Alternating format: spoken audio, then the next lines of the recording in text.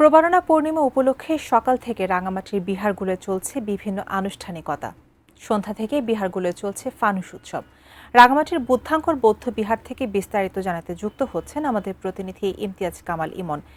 আজ তো প্রবারণা পূর্ণিমা এবং রাঙামাটির বিহারগুলোতে বিভিন্ন অনুষ্ঠান চলছে। সর্বশেষ তথ্য আমাদেরকে জানান এই অনুষ্ঠান ঘিরে।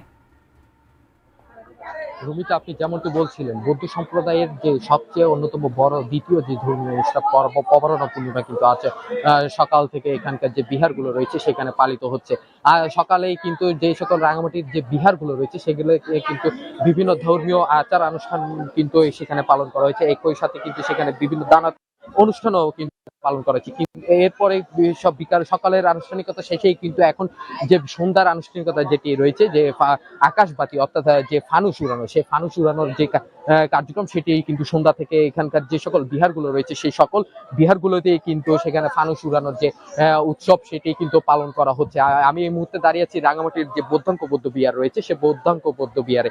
এখানেও কিন্তু আপনি দেখাচ্ছি এখানেও কিন্তু যে এখানকার যারা বৌদ্ধ সম্প্রদায় রয়েছে তারা কিন্তু এই যা ফানুস উড়ানোর যে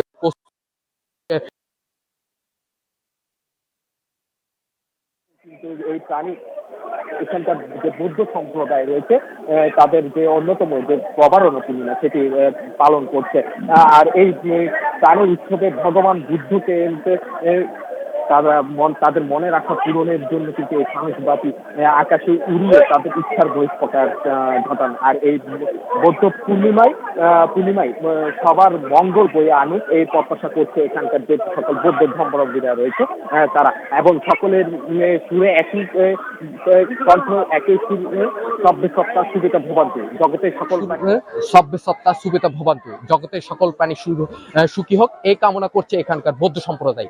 তো এই ছিল এখানে রাঙামাটি থেকে আমার কাছে সর্বশেষ।